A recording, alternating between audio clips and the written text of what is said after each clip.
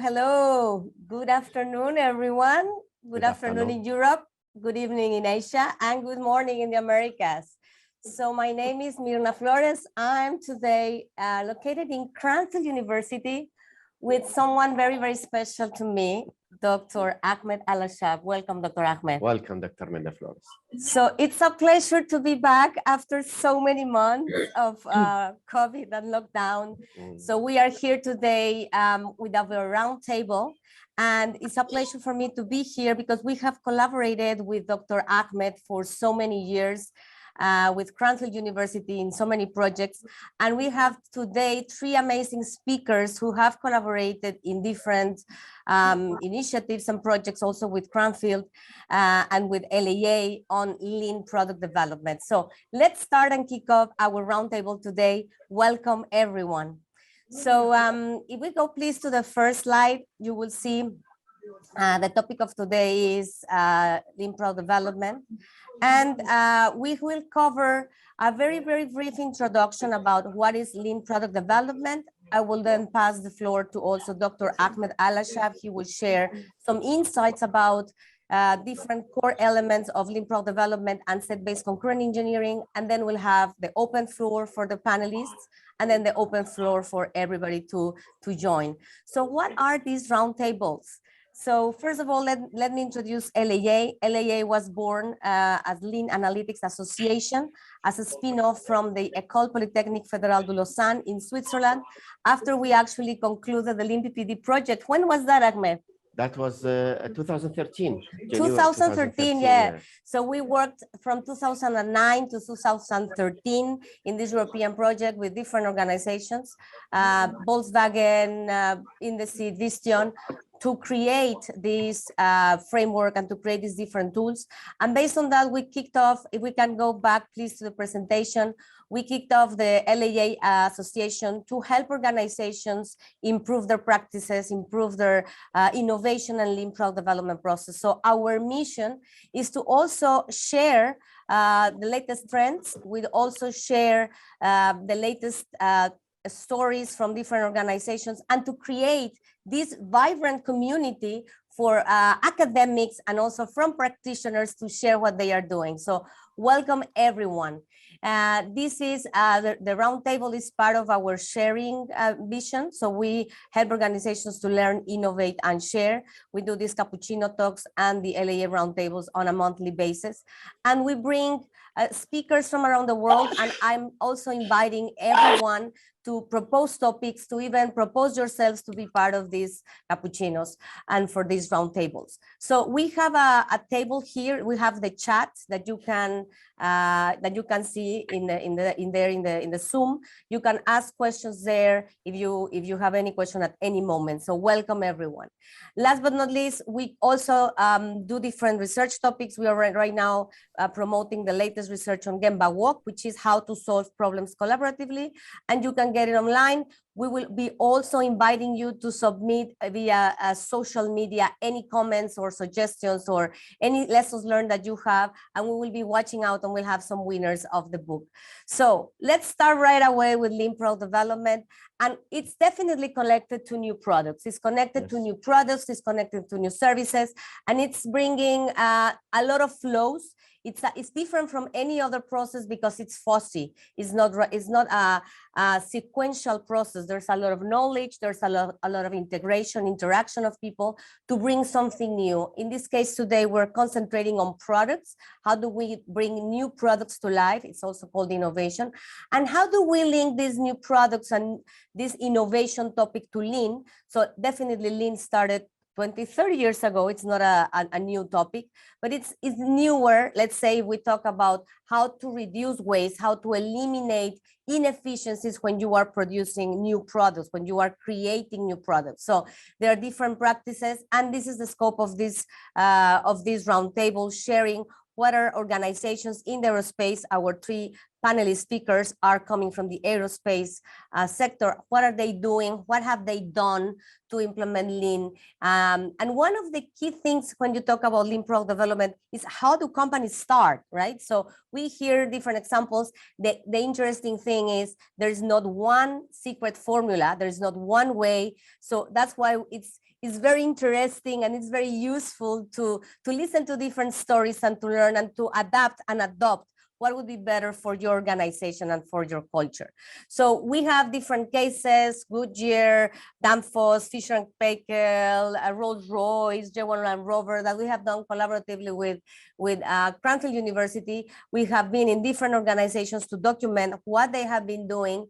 And we have proposed a framework that is basically based on 4 building blocks, where we try continuously to identify what practices are there implemented in the industry and what new practices are coming on these 4 building blocks and the 12 enablers. So I will just highlight some few that I think work amazingly well, and we have today David Munoz from Airbus. One of them is Hoshin Kanri. We had also a roundtable on Hoshin Kanri, which is how you cascade innovation. How do you align your new product development objectives to the whole organization? How do you learn? How do you develop, and how do you start different and interactive ways to train your employees on lean product development? This is a company in San Francisco. It's a hospital that actually has a book club every month. They read something new about lean product development, which was quite interesting. And this is Goodyear. And this is one of the key things that we think of manufacturing practices, many of them, or we can even say most of them. So you can see the one-piece flow that is adopted in manufacturing. It could be also adopted in lean product development. So work in one project at a time. So these are some practices that we have observed in time. And there are some key issues to identify to be successful implementing lean in product development. Train employees, have the complete support from your top management, have a very clear vision, engage employees, and so on. So having said that, now it's a pleasure for me to introduce Dr. Ahmed Al-Asha. He's a reader here in Cranfield University. He's leading a team working endlessly on lean product development, and now even integrating Industry 4.0, circular economy, and all these amazing topics on the research area, and to help organizations be more competitive. So it's my pleasure to introduce you, Dr. Ahmed. Can you also introduce yourself? I pass the word. Yeah, can I get the control? Yes, definitely. Thank you. My name is Dr. Ahmed Al-Asha. I'm reader or associate professor in lean product development in the manufacturing department of Cranfield University. As Myrna did mention, that we've been collaborating a lot with Myrna. One thing she did not say, she was my student, by the way. She was very good student. And now we are collaborating with a lot of research, and one of them is the lean product development.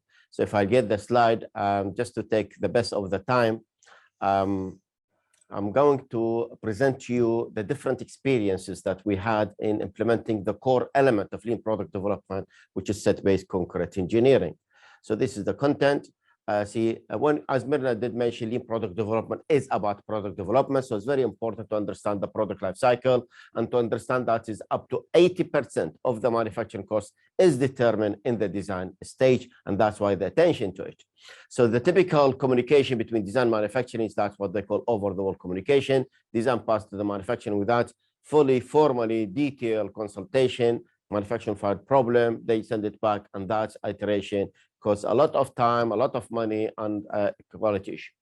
So why are we addressing the issue of product development? And this is a slide show you one of the field study. We did participated more than 40 companies, specifically about the challenges and the issue related to product development. As you can see, there is a lot of challenges that need to be addressed in order to overcome them, and then we believe lean product development is the right one. So all the company, they have to have a product. Typically, this is what they call a toll gate. So as you can see here, that you have a set of stages or review design reviews or review meetings, or the toll gate where they present the work and they move on. And this need to be moved. And when we talk about product development, of course, a lot of people, they ask, what about the different tool and method? Such as you can see here, on your right on the slide is the design for manufacturing, and on the left side of the slide is the design for assembly. All of that will keep using them as we are doing the work of lean product development. So when talking about lean product development, is lean thinking, application, product design, engineering, and development. So typically is when we have the selling price of any product. So what we have the manufacturing cost plus the profit. And that is what the companies they tend to do is increase the price in order to increase the profit. What the lean thinking is saying, no, you keep the price the same and reduce the manufacturing cost, and in this case, you'll increase the profit. And that is the fundamental aspect of the lean thinking. So it's been applied successfully in manufacturing, it's quite mature. It's the question is the discipline how to maintain it. Even in the enterprise, they call lean enterprise. It's been going on and more mature than lean product development, relatively new. So when you go to any company, you will find lean manufacturing, you'll find lean enterprise. When you see specifically in product development, you're going to see a flavor of it, not fully. And that's what we're putting our effort in doing this type of work. The question is, in theory, the product development based on tollgate should work, but in reality, do not. In theory, we have data, information, and knowledge. We need knowledge about the know-how, how I do the work. So in theory, knowledge management, model and applications work well, but in practice, they do not well. Toyota product development system function very well. Theoretically, it is hard to define it. So if it's hard to define it, how you can achieve it? That's what we've been doing in order to do the job. So that is the typical things. What we in the left side of the slide is what we call it a point-based concurrent engineering, that you have conceptual design, select quickly one of them and carry on the work. While in set-based, I develop the whole solutions in aspect of the product life cycle that I'll be able to determine which one is weak, that I take it out, which one is strong, I move it on until I get the optimal solutions. So the project that Mirna did mention, this is the LeanPPD project that from 2009-2013, and with aerospace represented by Rolls-Royce, automotive represented by Volkswagen, Visteon, and DZ, by CTEC, and InDZ represent the home appliance. And what we did, we develop a model and the associated tool, what we call it the lean product development. Why we need that? Because we need to go away in order to be successful, not focus in one function, which is manufacturing. We need to focus the whole life cycle of the product. So that's what we did. We move away from the concept of waste elimination, typically in lean manufacturing, to value creation. So create the different enablers, such as the assessment tool, which Mirna was leading this work, the value, the lean knowledge life cycle, A3 thinking, trade-off curves. By the way, some of the participants, like Dr. Zahra, she's actually in the United Arab Emirates. She was leading the work of trade-off curves and its application in set-based design. And of course, we constructed the model. We validated so many different cases. So why we are interested in product development? Because the theory of it comes from Toyota product development, and then some evidence show that they are more successful, faster than the others, and cheaper in developing the product. So in the literature, there is several books. None of these books tell you how I do the job. It gives you a good idea about why it is important, what are the principles, and so on. So we develop our model. So lean product development is the application of lean thinking in product design and development, focuses on value creation, provision of the knowledge environment, continuous improvement, and the set-based concurrent engineering to encourage innovation.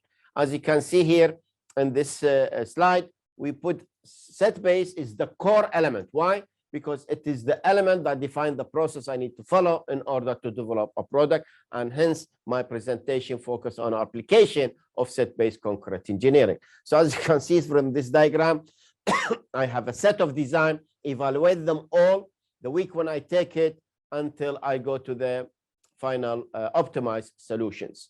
So set-based is the designer engineers, they reason about set of solutions, develop them by gaining the knowledge, narrow it until get the optimal solution and communicate it with the rest of their colleagues and the stakeholder in general.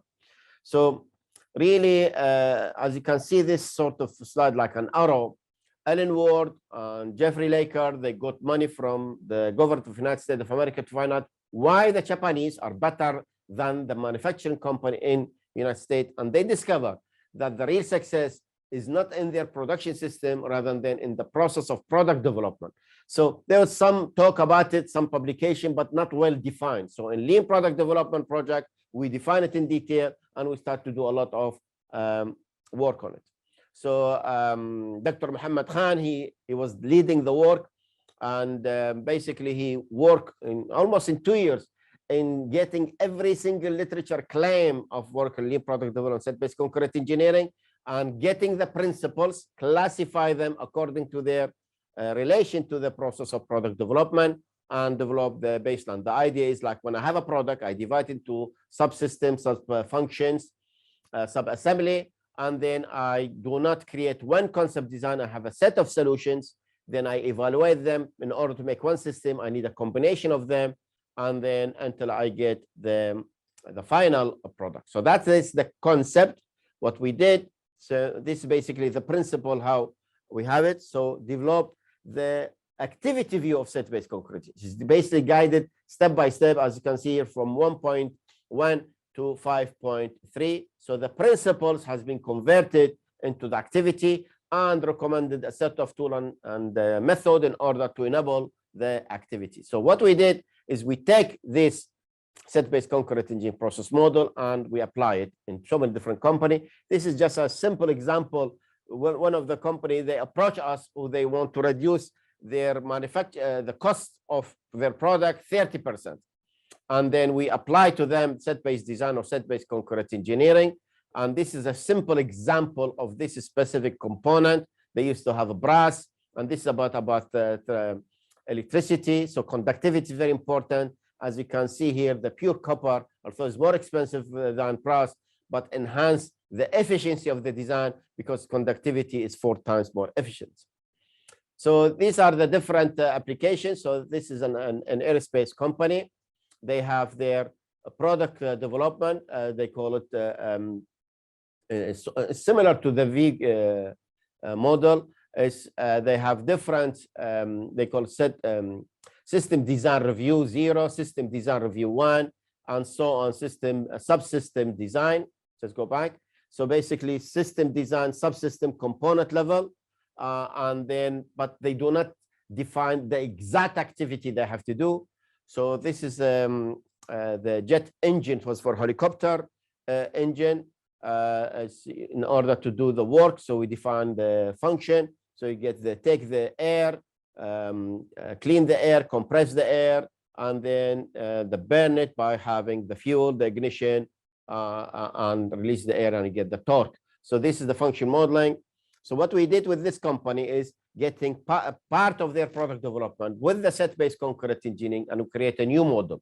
So we have publication on that. So those who are interested, we always communicate via LAA, and we provide all the papers for you. So the idea, we convert the principle of set-based concurrent engineering into detailed activities, and then we apply it. So this is, as I said, the case study. So we apply it in whatever we define in the process model on this engine. And then instead of having one solution, we have possibility of 2,700 possible configuration. Of course, this is a huge number, virtually impossible. And that's the company was wanted to learn how to do the real application. And of course, when they saw this number, they got shocked. And then we quickly explained to them how this possible 2,700 could be reduced in aggressive way to only 16. And then we, by having certain criteria and the weak solution, we take it out. And from 16, actually, we come to 6. From the 6 solutions, we come up with 1 solution. And that is the overview of the process, 2,700 to 16 solution to 6 to 1 solution by applying the set-based concurrent engineering. What we are doing here, we are opening space of innovation, considering all the possibility for the product from different angles. So I'm going to show you quickly. I'm not giving like tutorial of set-based concurrent engineering, rather than show you quickly the process and how successful we've been in so many different companies. So this is Caltech, which is about oil and gas industry.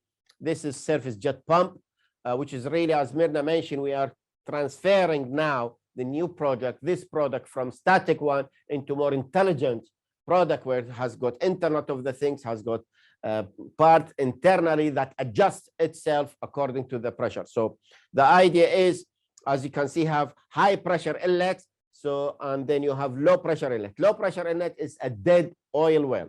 So the oil well has good oil, but the pressure is not good enough to push it up. So the idea of service jet pump, when we have the high pressure inlet and we put the nozzle, as you can see, then the flow rate will be fast, the pressure will be dropped, will be lower than the low pressure oil well, then they will come. So this one, basically, we applied the set-based concurrent engineering, the highlighted activity only, and this is we show you the whole pictures. We get the value, we map the design space, we start to have the intersections until we get the final solutions. So basically, we applied everything you can imagine in the aspect of computer-aided design, computational fluid dynamic, design for manufacturing assembly. As you can see here, we have from 60 possible solution to 18 to 3. And actually, Dr. Zahra Arachi, she's now one of the attending the event. She was leading this type of work. So this is what show you. We went to the value, as you can see here in B.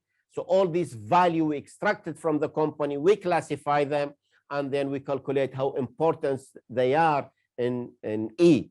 And then this is, we divide the product into, in this case, to several components. We have the level of innovation in order to see where the effort we put. As you can see, nozzle and the body of the nozzle are the most important things. We start like this, something very simple. A lot of people, they get scared when they see set-based concurrent engineering. The idea to go sketching. So as you can see in this one, the top left is the actual design, the original design from the company. And then we got all this sketching by hand, as you can see. Then we went to CAD. So we have 10, 2, and 3 possible solutions, those different components. That means 60 possible solutions. And then we went to the, we did the computation fluid dynamics, because as I said, there is a flow of fluid, in this case, oil or gas. And number 1, N1 is the original design. And as you can see, we selected so many different design that has, especially number 10, which is almost double the speed of the original design. So we conclude from 1. This is in the nozzle. Then we went, as you can see, this is the whole pictures. So we got all the different components. We have the combination of the system after doing the CFD for the component in the nozzle in this case, and the product itself. We come to the final solutions, and this tell you the different huge benefit we got. So from innovation, we moved from 1 solution to 60 solutions. And from the velocity, we increased 60% or almost 60%, 59.2. And the pressure between low and high pressure been increased significantly. And then all of that to tell you how important. I mean, what's interesting in this case, in this company, they told us, don't worry about the design, just focus on reducing the manufacturing costs. And in 1 month, we proved them wrong, and we came all of that with this design. And I'm happy to inform you that one of the design, as you can see it here, in this product. So the nozzle design is in this product, commercially available in one of their installation in Malaysia. So in Jaguar Land Rover, we want the same thing. It's about sub-assembly in the brake system. And we went to, the idea is to do the whole chassis in order to do set-based concurrent engineering, starting with a pilot project about the sub-assembly brake system. Again, we went, select certain activity of set-based process model, and we applied. Again, we went through the values, and we get the best of the values. And we went to these sub-component, the brackets, the bush, the paddle arms, and the pad. So they went to the different component, as you can see here. This is can show you the CAD and the stress analysis for different product and using different material, getting 12 solutions, and that's for the bracket, and this is for the arm. Went through the same thing and through the whole process until we get all. Of course, we do the system design and the engineering, in this case, stress analysis, and then we come to the final solutions. And as you can see, there is a lot of benefit again here, tangible benefits. So the innovation moved from 1 to 144 possible solutions. The product performance increased, as you can see, like bracket stiffness increased by 92%, paddle arm stiffness by 68%, the weight being reduced significantly, 85%. So all of this is tell you the how important is the application of set-based concreting. I just want to show you the risk is being reduced from 25% to almost nothing, thanks to the different consideration of set-based concreting. And this is another interesting one about Paxton in Brighton. It's about reader of basically when you have a car to open a door. So again, this one, that's anti-vandalism. And then the company, again, they wanted just to see what is set-based concreting. They ended to get the actual design from this. So we went through the same process. We have 50 solutions, reduce it to 6, and then we get the best solution. And that solution, actually, they were really surprised. That is the design we come up from CAD and the stress analysis. They use it with, of course, with certain modification in their commercial work. So these are the different activities that we've been doing with so many companies. So we've been doing performance measurements, set-based concrete engineering, A3 thinking, lean knowledge life cycle, trade-off curves, design for manufacturing assembly, and so on and so forth, and tell you the matrix of so many different activity with so many different companies that I'm sure you see them. And Ultra Copco, that is Glyn is with us, will could tell us. So thank you very much. I think I managed to do it within good time, and we leave the rest of that when come to the time of the debate. Impressive, Dr. Ahmed. Thank you very much. Pleasure. Thank you. So we are here now opening the panel. So it's a pleasure for me to introduce our 3 panelists, all of them coming from the aerospace industry. So we have first Glyn Fargher. I hope I'm pronouncing right, from Atlas Copco. Well, he's there from automotive, by the way, not aerospace. Ah, okay. So sorry, automotive. Thank you, thank you, thank you. So welcome. We also have Michael O'Brien. He's from General Electric Aviation. Hello, welcome, Mike. And David Munoz from Airbus in Spain. So welcome the 3 gentlemen, and we will open up the question. So first of all, I kindly ask each one of you, when you start the first question, to introduce yourselves, please, a little bit briefly, who you are, what you work, what's your role, and apologies for Glyn, you work in the automotive sector, so welcome everyone.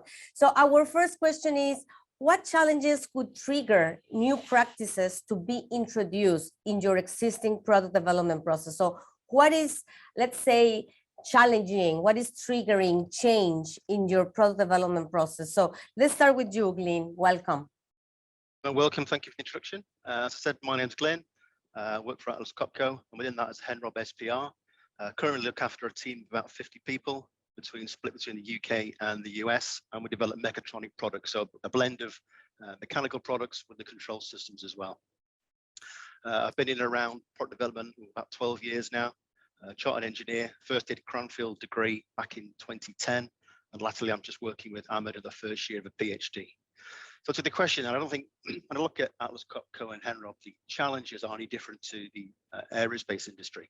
I'm getting massive pressure from China in terms of new starters, particularly EV companies wanting products much quicker than perhaps the established OEMs. If we look at automotive, things like Ford would have a longer lead time, much longer lead time than perhaps new Asian EV companies would. And there's a continuing pressure as engineering managers to do things more effectively and more efficiently. I need to look at the best practices that are happening within industrial and academic thinking. And in particular for Atlas Copco, we've done a lot of work recently with agile product development. And that's taken us so far, a lot of work there, and we'll come to agile, I'm sure, later. But there's something else. One of the Atlas Copco mantras is always a better way. So I knew from speaking with Ahmed, from doing some studies with Ahmed, that LeanPPD and certainly SBCE was one of the routes we needed to do or could do. So I brought that in alongside agile. So the ultimate ambition for us is to have a proper lean agile PD process. And that summarizes where we are really in terms of what's driving us to change our current PD process. Thank you, Glyn. A lot of competition and the COVID and a lot of different ways of working like agile. So thank you for sharing. Michael, Michael O'Brien, welcome to be with us in the roundtable. So you work in GE Aviation. Could you kindly introduce yourself, please, and give some insights to this question about the challenges? Thank you. Yeah, hello, good afternoon, good morning, everyone. Thanks for having me today. So my name's Mike O'Brien. I work for GE Aviation. I'm an engineering manager there. I run a team in the sustainment part of the organisation. So we look after products that are in service and in manufacture post MPI. But I've also spent a lot of my career in the MPI side of the organisation as well. So I've been part of many development programs and also looking after products that are post development and have been in service for a number of years. The organisation that I work in, we design and manufacture power distribution and control systems that look after end-to-end power distribution and control for many different types of aircraft, whether it's civil or military aircraft as well. So the question, really, I think it all goes back to how demanding the industry and customers are for products these days. The demands are for products that last longer, they're more reliable. Also going back to some of the slides that Ahmed presented as well, is that when products move from development into production, obviously how much profit an organisation makes from that product is extremely important, and it's not as simple as just increasing the price of a product. If you increase the price, then customers may want to look elsewhere. So obviously there's greater challenges in the cost that you produce a product for, and particularly when that product is produced for a significant number of years. I also think as well that when it comes down to product development processes, it's only in recent years really that the companies actually started to look at product development processes. I'd say that the existing product development process that we follow today, it's been the same for many years, and not a lot's changed. So I think it's time to be more innovative in the way that we design and develop our products. Perfect. Thank you very much. So we go to the second question for Glyn. So could you share a little bit your history? How did you start the implementation of Lean in product development, please? Yeah, I think I thought long and hard about how to answer this, and the answer is carefully. So we've done some work, yeah, and we were very keen. So we've done a lot of work, been through a lot of change, as Mike has been through. So I didn't want to be the latest fad. I think Ahmed mentioned it. It's not but rushing in the new technique and the latest fad and this. We'll try to try this. I think I mentioned we had some agile PD implementation, and we learned a lot from that about how to influence and how to introduce a new way of thinking. So we tried to do some proper change management to introduce it. So we looked at the cause 8 phases. We had the urgency to establish the need for the change. We built that guiding team, which we'll come to. We had the vision, the buy-in, and just to get some traction, get us going.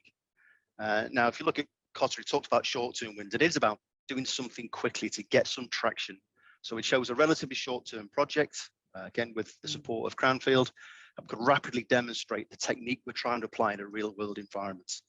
So we look at lean product development. I think we had some of that, most of that already in there. We had the mindset of people, of process technology throughout all our R&D thinking, but we hadn't necessarily tied that back to Toyota's work, and we didn't wrap it around the idea of lean product development as a distinct product development approach. So we had some of that, but it was just a case of reinforcing and inculcating that message about we consider, and everything we do, we consider the people, the process, technology as 3 things going forward. When it comes to set-based, that was more challenging to us to introduce, because that was a different step change. It was a new way of doing things that nobody had seen before. So working with Cranfield, we established a project, which was our kind of pilot project, short-term win, an industrial project with a real-life commercial customer-focused application. And of course, we had an MSc student to help us as well as Ahmed. And that allowed both parties to benefit from the arrangement, and we both learned together. So in summary, I think I'd introduce it carefully, I'd communicate the message carefully, I'd pick the people to lead the project, and we'll come to that later, I'm sure. People who you can trust, who will give you honest feedback, and pick a project that you know has a good chance of succeeding. Would be my kind of takeaways from how to introduce LPD, and SBC into my company. I mean, I just want to mention the work we did with Glyn. That is, he asked us to give like a quick introduction to some people here in United Kingdom and America in order to tell them, just was 1 hour basically.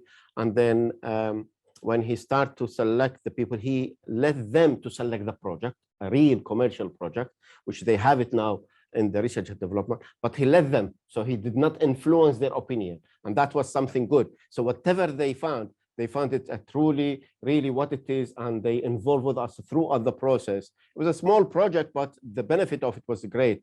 And that was very good leadership from Glyn to do it in this way. Thank you. Thank you. Actually, it's impressive the role of universities in many occasions on transferring this knowledge and supporting organizations on their journey towards lean product development. And the next question is for you, Mike. So we go back to you. In your opinion and your expertise, which could be the main ingredients, the foundations of a good lean product development implementation? So what could be the key elements that you suggest companies to think of to implement lean product development? Yeah, so before I go into that, I thought I should mention quickly, because I forgot to when I introduced myself, that I was also one of Ahmed's students. So I thought I'd better mention that before he tells me off. So again, to the question. So I think, relating on some of the work that I've done with Ahmed for my master's degree research in implementing LeanPPD within organization, I think step one for me was understanding various stakeholders' perception of product development as it stands today. So I think it's important to get a range of perceptions from different people within the organization to understand what works well with the current product development process and where the areas are that can be improved.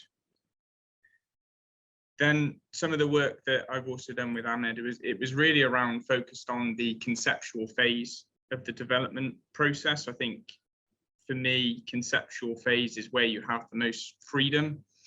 We obviously talk a lot about development life cycles and tollgate processes. As you move through a development life cycle and you progress towards what is essentially the end of a development cycle, I think it becomes harder and harder to change. So I think a lot of that freedom to explore the design space as such is within the conceptual phase. So I think really for me, it's around implementing set-based concurrent engineering principles early in the conceptual phase. As well as that, I think how to make design decisions. I think in the experience that I've had, design decisions typically have always been based on emotion and perception. I think it's important to use formal LeanPPD type tools to make design decisions, such as something like a Pew matrix, where you can set criteria and score design solutions against each other, rather than score them and make decisions based on perception. And I think finally as well, some other LeanPPD type tools that I've had experience with that have proved quite beneficial to product development is things like trade-off curves. Again, it goes back to design decisions, selecting something over another by using formal methods. Yeah. And that would be my opinion. Perfect. I'm listening to you, and I listen to Ahmed. So I think he has done a great job transferring his knowledge and his experience to all of you. I mean, Mike, he did not mention, but he did a full implementation himself with his team and a sub-assembly within the product. But of course, for confidential issue, we cannot publish it. Even his thesis is kept for secret. But he did a fantastic job, actually. And as I presented the different applications with concurrent engineering, he did it in his company as well. Well done, Mike. A big applause for you. So our next question goes to the three of you. We'll start with Glyn again. So who implements the Lean product development initiative? Who's the champion? Who drives implementation? Could we start please with you, Glyn? Thank you. Yeah, we haven't got a LeanPPD champion per se, as in nobody's called that. We've got an agile champion, which we developed over time, but there's nobody with that distinct role as it stands now. I guess, as Ahmed said, I lead the implementation of LPD. And I might come back to later on developing somebody to lead the actual implementation when we start to broaden it across the company. But I'd say I've led the kind of impetus generating the kind of kinetic, the energy to get LPD embedded in the mindset. Instead of a champion, what I did do, as to the lead projects we'll come back to separately, as we call our Pathfinder project, I chose 2 people to work with our MSc student who I could trust to lead the process. So they were receptive to change, they're keen to explore different ways of developing products, they were trusted by other engineers, and they would give me an honest appraisal of how well or how badly this was going. So I don't have PD one-person champion. I have several people who I can know will embed this kind of thinking and culture within the company. So that's the kind of thing I'm looking for them to do. And I say I'll come back to it later on to choose one person perhaps who I can rely on to drive this across the broader company than just the projects it's currently embedded with now. My answer. So Glyn, just to clarify, so you were the first one to start Lean Pro development in your company? Indeed, yes. So we did it with Ahmed. We were kind of seduced by the opportunity of set base certainly and lean product development. Come from an agile background, we knew that agile would take us so far. We were seduced by the idea of lean and then blending the two for a proper lean agile approach. So yeah, it's a kind of, we brought it in, as Ahmed said, with the kind of Pathfinder project, which has been successful. Very good, well done. Michael, who leads the lean product development implementation at GE Aviation? So it's actually very similar to Glyn in the sense that it's not a role or a job or anything like that that exists today. I sort of mentioned previously that there is a product development process out there in the organization, but it's just it's maybe there. The scene? Yes. Okay, maybe the scene.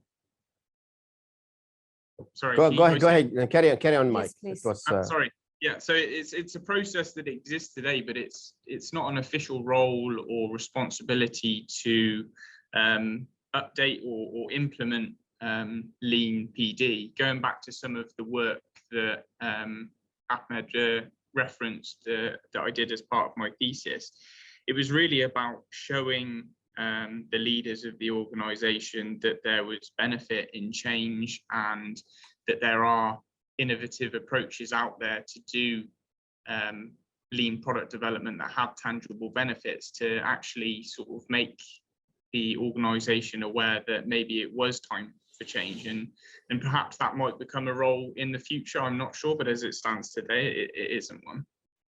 Okay, thank you.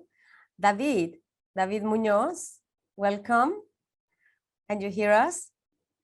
Yes, can you hear me? Yes, welcome, David. Could you kindly introduce yourself, please, and welcome, and we are so happy to have you here with us today. So if you can kindly introduce yourself, and the question is, do you have a champion in Airbus that implements and drives the lean product development? Okay, hello everybody. Thank you for the invitation. My name is David Munoz. I am a lean champion and innovation leader in Airbus Defence and Space. I am so he's working a champion. Yes. I am working in Airbus since 2008, always working in lean topics. So I've been working in a commercial area, doing commercial aircrafts during, I think, 5 years in lean manufacturing and in lean engineering. Afterwards, I moved to Airbus Defence and Space, more focused in military aircraft and also in spacecrafts and satellites. So I've been working in many different backgrounds in the company, not only in manufacturing and engineering, also in services, quality, procurement, and so on.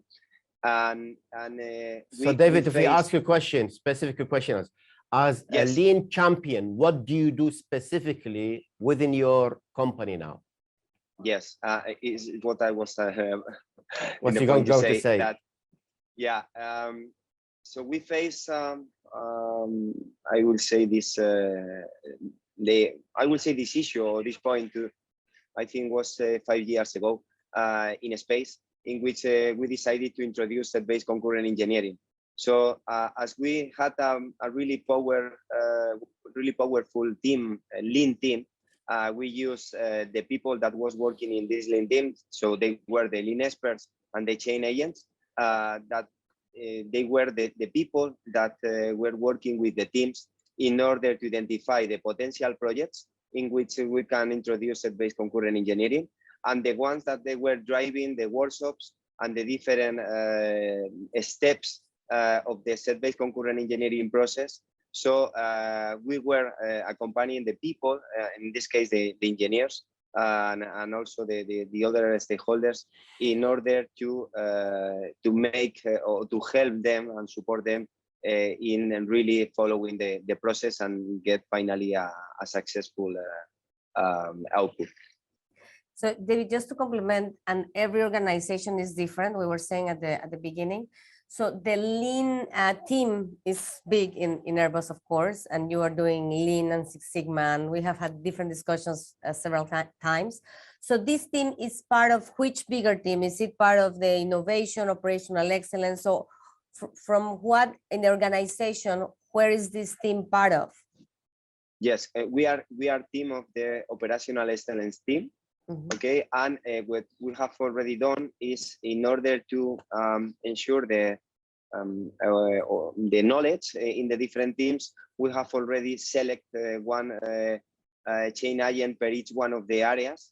So for manufacturing, for engineering, for procurement. So there is at least a lean network in the different areas of the organization in which they are people fully dedicated for these activities, and we in the central team, in the operational excellence team, what we are doing is providing support to them and also participating in the workshops.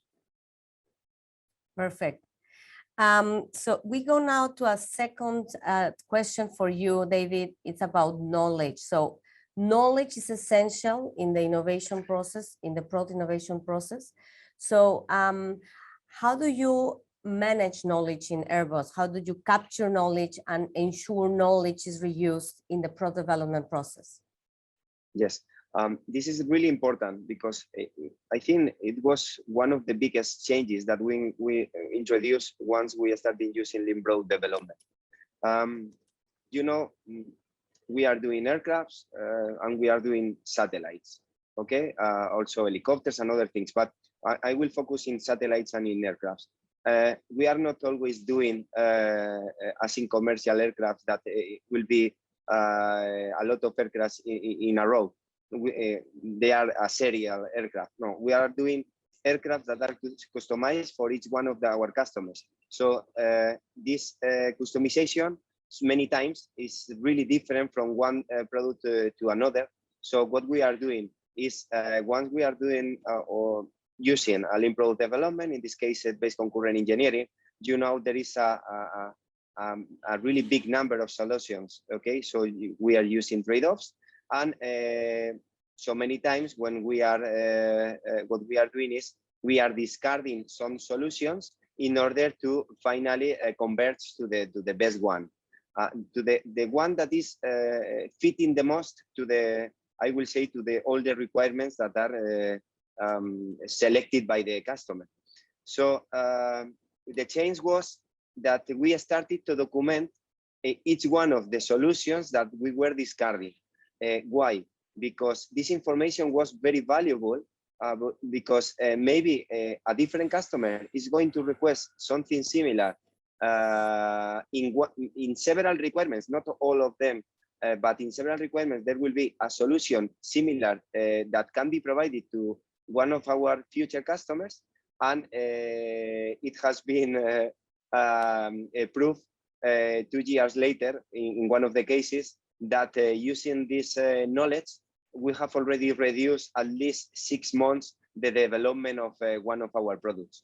So we started doing that because we believe that it will be useful for the future, and I think it was last year we proved that really storing this knowledge is really powerful for us, and I think for all the companies, because the knowledge of your engineers, you know, is the core of your business. So imagine if people is leaving from the company or moving to a different positions, this knowledge is not in the when you need really this information. So we developed something that is called a knowledge brief or K briefs, and we were documenting all this information in this way. So will be very, very useful and easy to use for future products. Thank you, David. Ahmed, would you like to mention anything about what you have done on knowledge management? I mean, what we believe, lean product development is product development in a knowledge-based environment. And the sources of knowledge doesn't come from one source. So it comes from previous project, come from lesson learned, the capability of the process, the capability of the resources, and then, of course, the trade-off cares that is being created in order to trade off between the different parameters. And as I think Mikey mentioned it, as trade-off cares, one of the key tools in lean product development, trade-off cares. And we've been doing in every single project that I listed to you that we have a trade-off cares created for the companies. Yeah. Perfect. You also have a Lambda process, right? Similar to what David was sharing, that you help organizations document the projects. Yeah, a Lambda is a learning process to solve a problem specifically developed for lean product development. Yeah, and we apply it, and actually we develop an A3 thinking for design problem solving based on Lambda as well. And we've done it with so many different companies in different applications. The key one was with Visteon Automotive. I don't know if Paul Ewer is joining us today or not, but yes, we have very successful, and we have a lot of publication in this area as well. We'll share to everyone your publications. So the next question is for Glyn and Mike, and it's about which project or which initiative was the one that you had to introduce lean in your organization, lean or set-based concurrent engineering. So can we start with you, Glyn? What project did you launch to kick off this? Yeah, as I mentioned before, I worked with Ahmed, who blessed us with a very effective student to give our Pathfinder project. So what we did was, it was a carefully controlled real-world industrial case study project, so with real engineers, a real customer-driven project with real life timeline. So, for example, the work we've done with Cranfield, this project will go into a major North American OEM week 50 as part of their shutdown. So I had a very definite timeline to meet and a very definite outcome to deliver. So I chose that, working with Ahmed to it was a relatively benign project in terms of what its scope was, but it gave a real good introduction to lean product development, some of the tools and techniques, trade-off curves, etc., and SBCE, while at the same time giving us that impetus and drive within the team to get a workable solution to a given timeline. What I was keen to do was avoid just an academic exercise where myself, the team, and Cranfield didn't have real skin in the game. So what I recommend to anybody considering LPD is to try and perhaps, if you're struggling for resource, engage with the Cranfield, for example, to get student support, and really consider the scope and relevance to any lead project to give us, the engineers, as real life experience of playing with the tools and techniques of LPD and SBCE.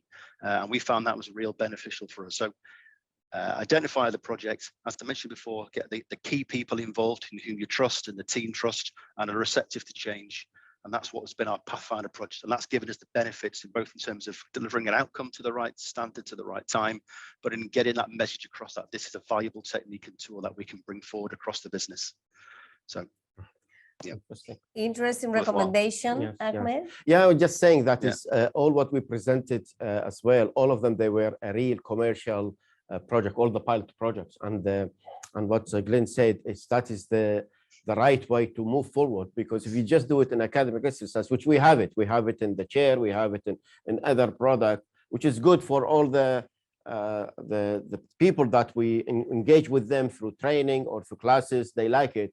But when we are in a specific company, having a real commercial project as a pilot project has got a good challenge, measurable risk is the right start. And as I said, Glyn did it, and Mike, which is going to ask him, I think he could talk about it. He did as well. It's quite interesting. Yes, thank you, Glyn. And then you, Mike, if you kindly share to us what was your project about? How did you launch Lean Product Development and set-based concurrent engineering? I could ask, why did you select, Mike, this specific project to be the pilot project, if I may ask? I know, but just let us share your experience. Yeah, so the project that I selected, it was around going through redesigning the product using LeanPPD principles. And the reason I selected that project is because it had already been redesigned many, many times over the years since it first came about, essentially using the same existing product development process. So it was really about taking this product that had been redesigned many times because of issues in service or issues in manufacturing or customer change, whatever the reason. And it was about taking that product that had been through so many design processes and then applying a LeanPPD process to show the difference that you can get. So you almost compare that redesign activity with so many that had been done before, because then you can kind of look at the tangible benefits between, okay, well, here's all of the existing products that have been through design process X to this new product that have been through design process Y using LeanPPD principles, some of the tools that we talked about during this session, to see what the differences are. Just as kind of a pilot study to then show people involved in product development what those benefits are. Interesting. Perfect. So was that also a project within this master's 4 months project, or was a longer project? Yeah, so the that specific project was within, it was within the master's thesis, that's right. Mm-hmm. Yeah, I personally believe, not being living in UK, but coming quite often and collaborating with Ahmed, I would like to say that it's impressive the interaction, integration, collaboration of the academy with the industrial world in UK, where these master's theses are really looking forward to collaborate with industry and to solve real industrial challenges. So I think, personally, I think UK is one step forward in related to other countries where there's a very, very close collaboration and interactive applied. It's not only basic research in terms of let's try to find out what the meaning of this is, but really, I'm sure you come up even to a prototype, right? Yeah. I mean, so you come up even to a advanced, not so conceptual, but also tested trade-off curve. So I think that's quite impressive, and I think it's really actually interesting. the project with the Glyn, we made the rapid prototype here, and we posted to them, and they use it actually in their lab and to see it working. Of course, they took it and enhanced it and move on. Yeah, definitely. Perfect. So I will go now back to you, David. And actually, I do recall our several meetings in Airbus. The last one we visited you 2-3 years ago was basically about your story behind set-based concurrent engineering. And you were starting, I think that was 4 years ago, you were starting implementing set-based. So could you share to us how many cases have you done so far of set-based concurrent engineering, and how are you convincing your organization of its power and benefits?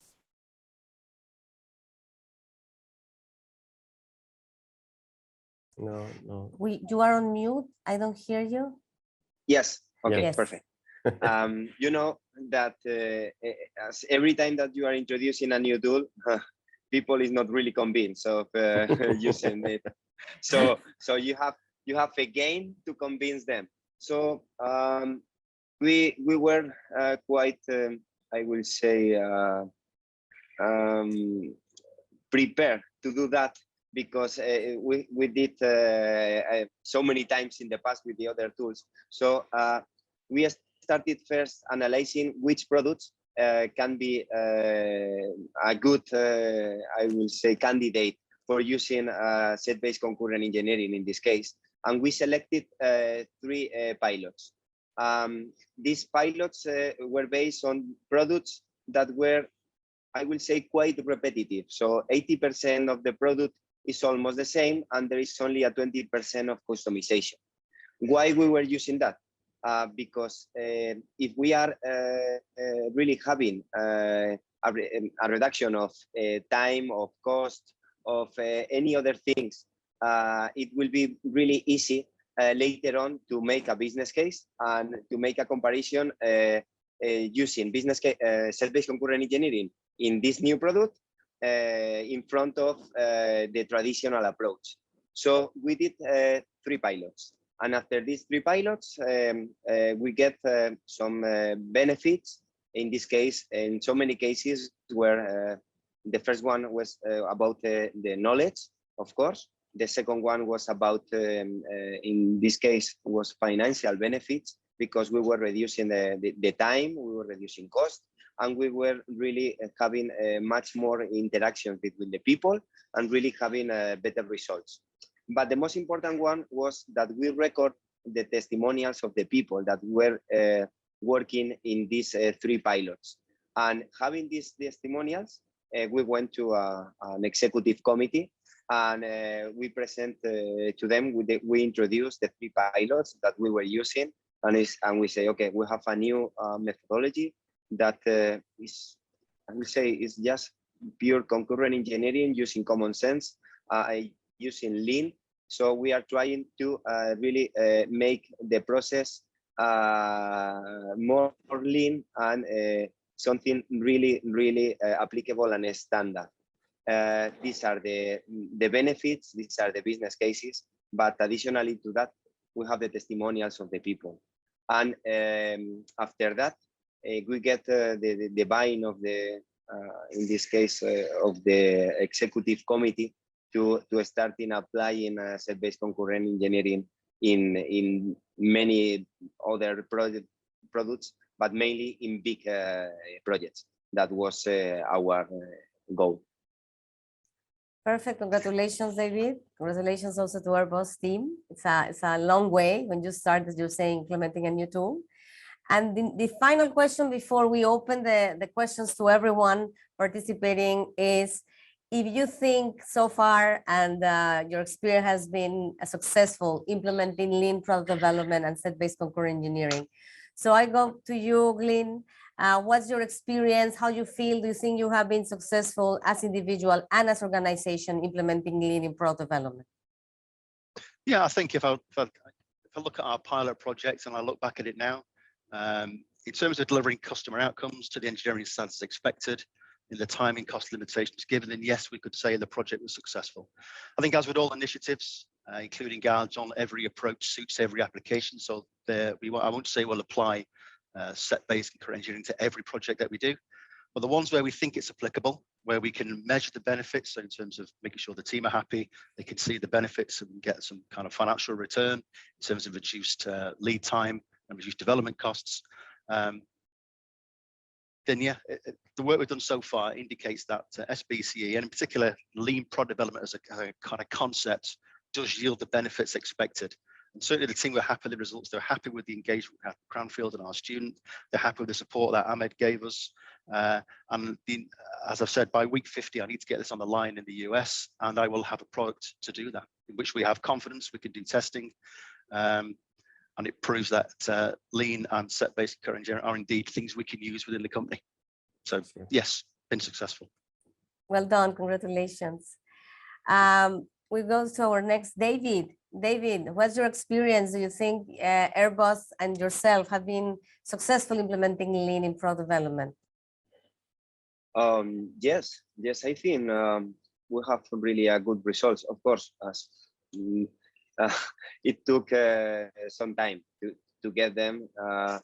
People so many times is reluctant to the change, but we are very, I will say, stubborn, and we try always to continue doing the things. So after I think applying set-based concurrent engineering, I think more than 5 years now, we can say that it introduced a really good change in our company, and now we are much more focused in really delivering our products in a faster way, really more adapted to our customer requirements. And finally, also, I will say our employees, they are working in a better way, and they are quite comfortable using the methodology. I have a question, David. Is there any university in Spain similar to Cranfield where you can collaborate in this type of projects? Not really, because we are collaborating with Universidad Carlos III de Madrid in so many other projects, but not really in set-based concurrent engineering and lean product development. We have nothing similar to that. Okay. Like you have in with Cranfield. Thank you, David. And Mike, what is your experience? Do you think your initiatives have been successful so far in GE Aviation? Yeah, I think it's early stages in the work that I've done with Ahmed in my master's degree. It's all about the foundations. Change takes a long time, but the early benefits are positive. So I think it's really about building on those initial pilot studies, using more complex cases, increasing the complexity of the product and the actual development process, and keep building on that. But I think just looking at the foundations alone, that's promising. Good. Perfect. I will start reading now the questions from the audience. So the floor is open also for participants around the world to send your questions. And I'm actually very, very happy and pleased to see that we have Steve Young.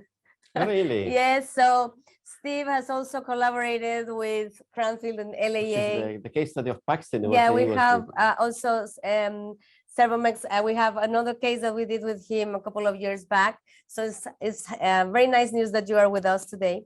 So what aspect of set-based concurrent engineering delivers the results shown by Ahmed? So what aspect delivers the results?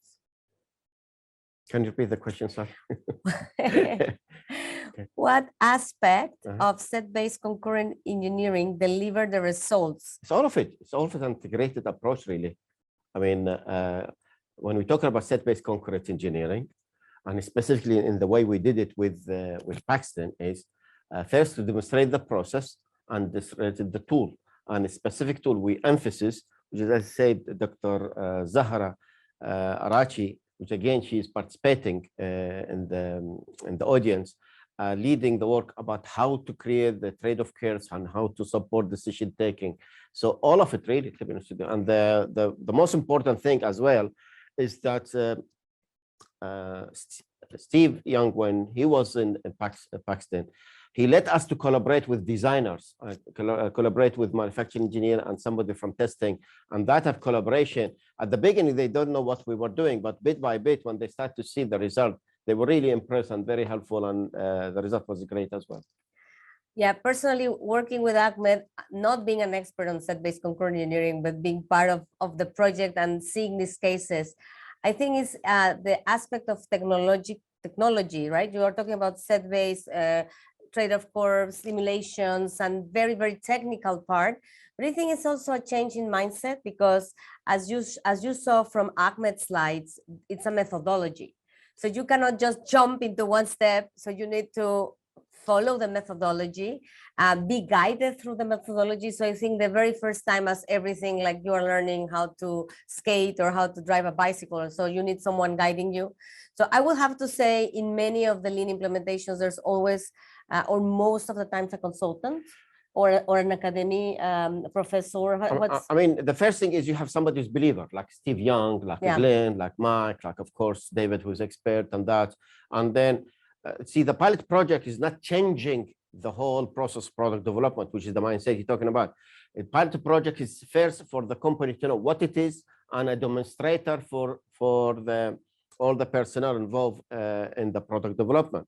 Then the change will come later.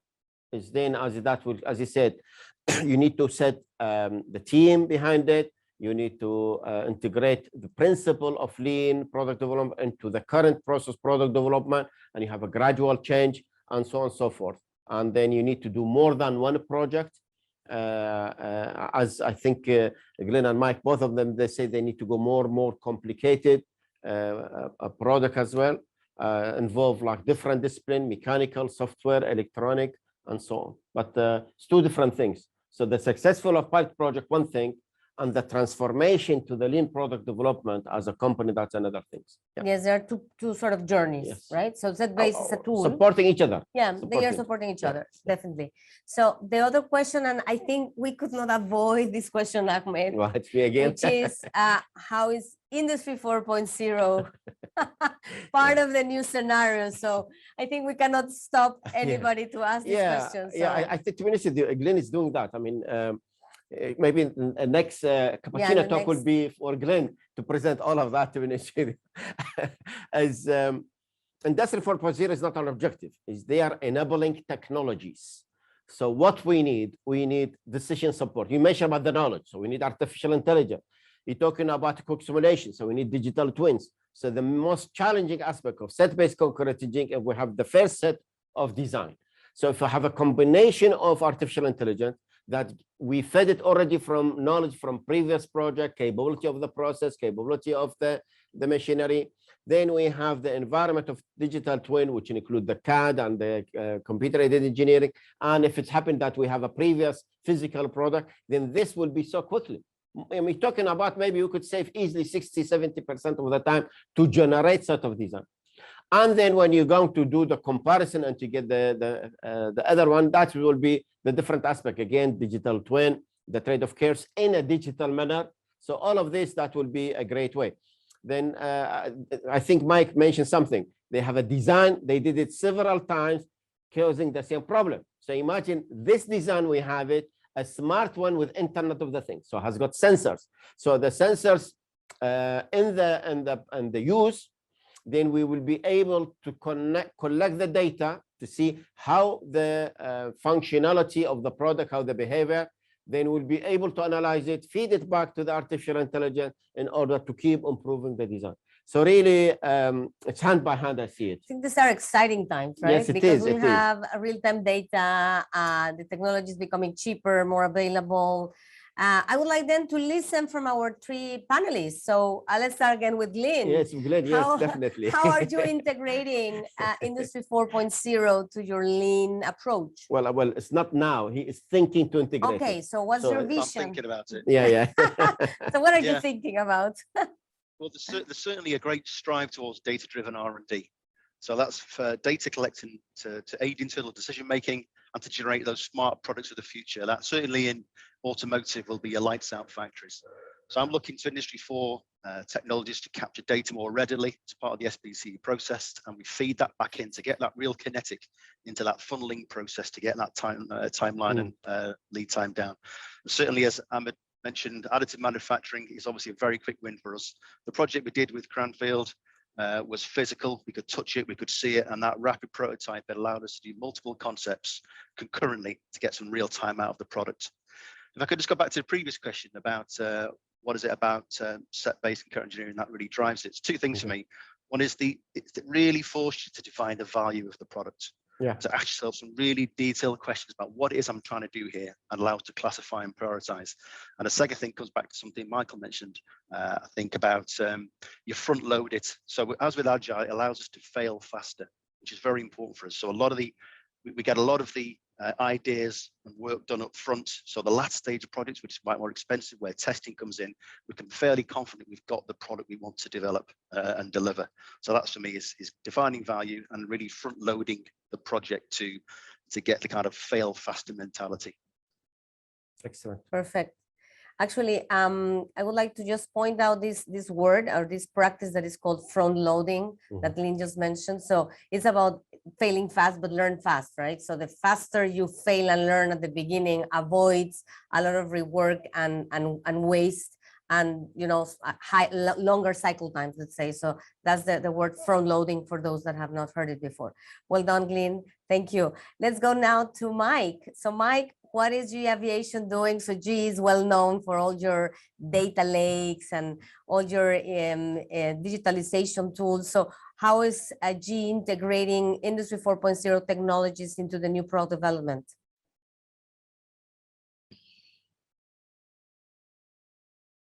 So it's a difficult question. Do you mean into lean product development, or do you just mean in product development in general? Yes, so the product development, sorry. So when you have data, real-time data, when you can have artificial intelligence learning with algorithms and so on and so forth. So how is different technologies from the digital world being used to develop products faster? Yeah, so I think really the key is down to interpreting and understanding the data. I think the data's only one part of it. I think it's really turning that into information and knowledge, really, because I think certainly some of the things we've fallen foul of in the past is just collecting too much data and not necessarily knowing what to do with it. So I think really it's the interrogation of the data and what you do with it that's key for us. I just wanted to go back as well onto what Glyn said previously about defining value. That's actually something that's resonated with me quite a lot, in that defining value is probably one of the most critical things as well. Certainly in the pilot study that I performed was one of the key reasons that SBCE works so well. I think in some of the projects that I've worked in the past, there's so many requirements and things that you have to achieve, and there's no hierarchy of defining what's more important than the other. So I think defining what is really valuable to you is one of the key things of designing a really good product. Yeah. Actually, thank you for bringing this up, Mike, because in the project, when we did the surveys and the field research with Ahmed already 10 years ago, many companies did not know what's value for them. Yes. Isn't that right? So I think that's one of the major challenges to start the innovation process itself, or the lean product development process itself. What is value you as a company, and what is value meaning from your customer's perspective. So that's, I think, first step, no? Step number one, before even starting thinking of lean or service concurrent engineering. So correct. Definitely right. And the last, let's say, I don't know how much time we have. The last question for you, David, in terms of Industry 4.0, what is Airbus doing to integrate these technologies into the product development process? Yes, we are doing something quite similar. I think we have already focused on what is data management or data capturing from our customers, using this information as a starting point for gathering all the requirements, all the wishes of our customers, and we are using that as I will say, as a baseline that we are using for the I will say lean product development or set-based concurrent engineering.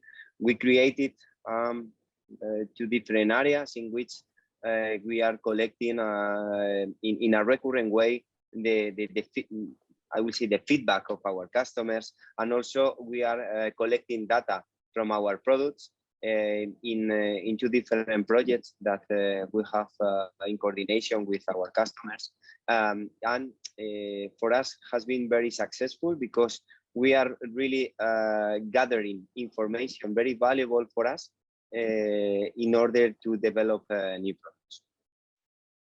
Thank you, David. There's another question about collaboration and lean product development process, like Oveya rooms. So do you have any sort of Oveya rooms or Gemba walks to interact with your teams, to identify problems, to engage your employees to solve problems around the product development process? Let's start with you, Mike, now. Do you have any sort of Oveya rooms or different Gemba walk practices to interact continuously with your employees to engage them?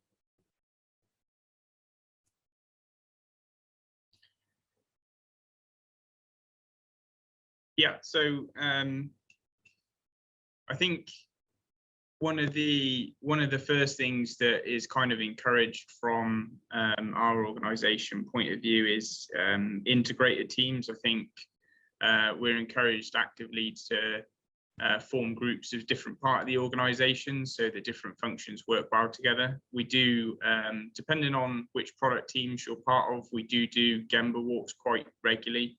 I think it's really important to certainly from a tangible point of view, go and walk the process. You'd be surprised how many things that you can see when you go and get hands-on walking through the process in detail compared to what you actually think you're doing in the process. I think it's also important for people that are involved in product development to actually get a feel for going and seeing the process. I think for me, yeah, that's something that's really key. Okay, do you have any Obeya room, or where do you help teams to interact with the process data? Is it, they are saying physical or digital? So I think with the COVID, we had a proliferation of tools like Mural and Miro and many others that now enable Obeya, which is actually a very good one, also enable teams to share content and to share metrics and so on. Is GE using any of those? So yeah, since COVID, actually, we've used Mural quite a lot more. It used to be old-fashioned in terms of a dedicated room for a manufacturing cell with whiteboards and hard copies of data and things like that. It's only really since COVID, actually, that it's moved to more of a virtual format, really. Otherwise, I'd probably say we'd still be doing the same thing today prior to March 2020, actually. Yes, I think we have all experienced speed and acceleration of new tools, right? Based to COVID, to help teams all over the world to collaborate better. So I think that was one of the positive aspects of COVID. What about you, Glyn? Did you experience any change, or how do you share data and information knowledge to help your teams collaborate in the product development process? Yeah, very much like Micah, we've moved pretty much exclusively to Miro and to Mural in terms of collaborating. We've also done is we do Gemba walks, of also where we can get people to walk the line of the customers, see how our product's been used to allow inform our product development process. We brought a lot of agile thinking back to agile again, a lot of design thinking, design sprints as well, which does dovetail nicely with lean thinking. So yeah, we fully embraced digitization and digitalization through our PD process. Certainly we've had our hand forced like many people, and we've responded quite well using the tools that are available to us, including Teams. Thank you, Glyn. And you, David, what is going on in Airbus? What have you done? I have been there. You are impressive with the Obeya rooms, but in terms of Obeyas now digitalized, is there any change or anything that you'd like to share? No. Okay. As you know, we started with our Obeya rooms so many years ago. But what is important is the Gemba walks, I think, that we have been doing in the last 4 or 5 years, in which we are really, I will say, empowering the management to go and visit the teams that they are doing these lean product development projects, and the teams that are also developing new products in our incubator labs using lean startup and agile. And in order to really, I will say, to provide enough support on the people and really get these people really engaged on the things that they are doing. And it's something that for us has been very successful because people is really quite happy in the way that the management is supporting them, because they are able at least once a month to really provide them any feedback, know if they or just give to them any information of if they have any kind of roadblocks, any issue, and so on, and also to get recognition from them. That is something that is really valuable for them. Thank you, David. So we are closing the session. I would like to thank everyone, also everyone behind the scenes here in Cranfield. You don't imagine how much work and how many people have helped to make this happen. A big applause to all behind the room here. So I would like to give you the last chance to close the session. Let's start with you, Dr. Ahmed. Any final comment, any final remarks that you want to share before we close? I think when we start the journey of introducing lean product development to now, I think we have much more interest. I mean, there's a lot of story that we haven't mentioned it. That is it's coming back more interest, but they need to start from somewhere and take a decision. Just like you, Myrna, when you say you don't know much about set-based concrete engineering, it's time for you as well to be involved in set-based concrete engineering. And I think I'm very pleased in general with all the things that we have developed, and we managed to transfer the knowledge to the companies. And now we are working, which you are as well in the research team, to introduce set-based and integrate, Industrial 4.0 with set-based, and I'm sure we'll get much more results.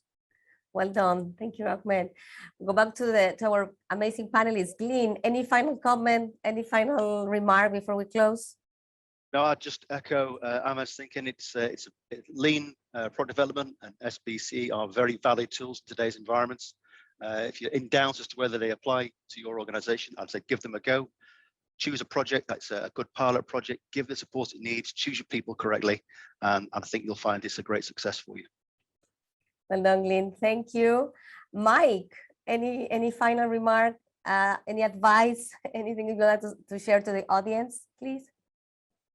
Yeah, I agree with everything that Dr. Ahmed and Glyn have said. I think, change can sometimes be difficult to embrace, but at the same time, change is important. Otherwise, you always get the same result. And certainly from a company perspective, if you don't change, then, you'll fall by the wayside. So I think, getting the right people around you, defining what's important to you from a product development process, what do you want to get out of it at the end of the day, to set your objectives before you go on the journey, are all important priorities to consider before starting the journey. Thank you, Mike. And David, any final comment? Okay, I can subscribe everything that has already said by my colleagues. I think that change is good for the companies. You have to adapt to the world and to really be competitive, more competitive. It's important to select a good pilot, to select the right people, the ones that has the knowledge once they are developing the products, and with the right support, you will be really successful. So I think you have to be confident that you are going to be successful. Good. Thank you. So thank you everyone for joining us. We will be creating a short executive video and a white paper out of this roundtable. Yes. And we will be sharing also some of the key papers from Dr. Ahmed and his team. So if you have any comment or question, please don't hesitate to contact us, to contact myself, Myrna Flores, or Ahmed. Please take care, and we send you all, and we thank the speakers, all our greetings, and the best of the rest of the day. Take care, and thank you for joining us. Thank you very much. Bye-bye. And well done Thank for you. organizing all of Thank that. you, Bye-bye. everyone. Bye. Bye.